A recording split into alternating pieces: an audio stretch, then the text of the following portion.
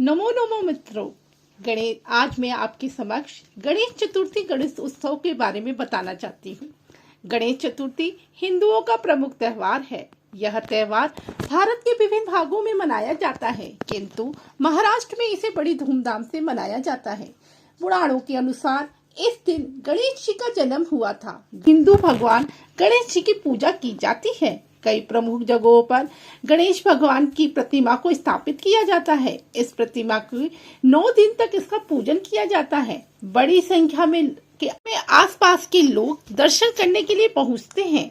9 दिन बाद गाजे बाजे से श्री गणेश प्रतिमा को किसी तालाब इत्यादि जल में विसर्जित कर दिया जाता है। शिव पुराण में भाद्रपद मास के कृष्ण पक्ष की चतुर्थी को मंगल मूर्ति गणेश की अवतरण तिथि बताया गया है, जबकि गणेश पुराण के मत से यह गणेश अवतार भाद्रपद शुक्ल चतुर्थी को हुआ था।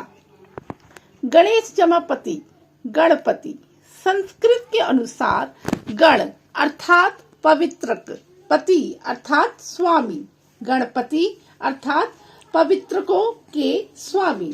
गणेश संधि गणेश जमा उत्सव वैसे तो यह कमोवेश पूरे भारत में मनाया जाता है।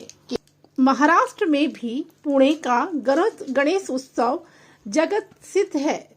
यह उत्सव हिंदू पंचांग के अनुसार भाद्रपद मास की चतुर्थी से चतुर्दशी तक 10 दिनों तक चलता है।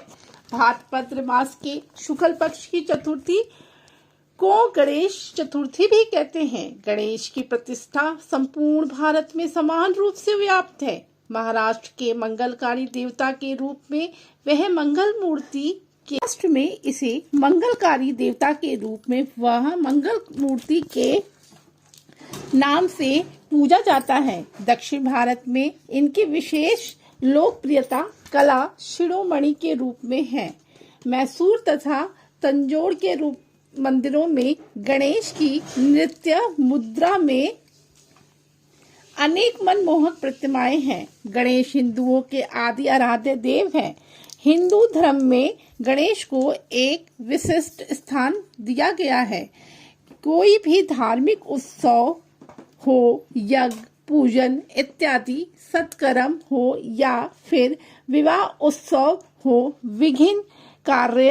निर्विघ्न कार्य संपन्न हो, इसीलिए शुभ के रूप में गणेश जी की पूजा सबसे पहले की जाती है। महाराष्ट्र में सातवाहन, राष्ट्रकूट, चालुक्य आदि राजाओं ने गणेश उत्सव की प्रतिमा चलाई थी। छत्रपति शिवाजी महाराज भी गणेश की उपासना किया करते थे। इतिहास गवाह है, पेशवाओं ने गणेश उत्सव को बड़ा बढ़ावा दिया करते थे कि पुणे में कस्बा गणपति नाम से प्रसिद्ध गणपति की स्थापना शिवाजी महाराज की मां जीजाबाई ने की थी। परंतु लोकमान्य बाल गंगाधर तिलक ने गणेश उत्सव को जो स्वरूप दिया, उससे गणेश राष्ट्रीय एकता के प्रतीक बन गए। तिलक के प्रयास से पहले गणेश पूजा परिवार तक ही सीमित थी। पूजा को सार्वजनिक महोत्सव का रूप देते समय उसे केवल धार्मिक कर्मकांड तक ही सीमित नहीं रखा, बल्कि आजादी की लड़ाई, छुआछूत दूर करने और समाज को संगठित करने तथा आम आदमी का ज्ञानवर्धन करने का उसे जरिया बनाया गया। और लोकमान्य गंगाधर तिलक ने सन 1893 में गणेश उत्सव को जो सार्वजनिक पौधारोपण किया था, वह अब विराट वट वृक्ष का रूप ले चुका है। सन 1893 में जब बाल गंगाधर जी ने सार्वजनिक गणेश पूजन का आयोजन किया, तो उनका मकसद सभी जातियों धर्मों को एक साझा मंच देने का था, जहां सब बैठकर मिलकर कोई विचार कर सकें। तब पहली बार पेशवाओं ने पूज्य देव गणेश जी को बाहर लाया गया था। मूर्ति को चरण छूकर आशीर्वाद लिया। उत्सव के बाद जब प्रतिमा को वापस मंदिर में स्थापित किया जाने लगा, तो की बात रह जाएगी, तब से मूर्ति को पोज से मूर्ति विसर्जन शुरू हो गया। या अब काफी फैल गया। इसमें केवल महाराष्ट्र में 50,000 से ज्यादा सार्वजनिक गणेश उत्सव मंडल हैं। इसके अलावा आंध्र प्रदेश, कर्नाटक, मध्य प्रदेश, उत्तर प्रदेश और गुजरात में काफी संख्या में गणेश महोत्सव मंडल हैं। स्वतंत्रता संग्राम और गणेश उत्सव। वीर सावरकर और कवि कोविंद ने नासिक में मित्र मेला संस्था बनाई थी। इस संस्था का नाम देशभक्तिपूर्ण पोवाड़े पश्चिम संस्था का काम था देशभक्तिपूर्ण पोवाड़े लोकगीतों का एक प्रकार आकर्षक ढंग से बोलकर सुनाना। इस संस्था के पोवाड़ों ने पश्चिम महाराष्ट्र में धूम मचा दी थी। कवि कोविद को सुनने के लिए लोग उमड़ पड़ते थे। राम रावण कथा के आधार पर वे लोग देशभक्ति का भाव जगाने में सफल होते थे। उनके बारे में वीर सावरकर ने लिखा है कि कवि कोविद अपनी कविता की अमर छाप जनमानस पर छोड़ जाते हैं।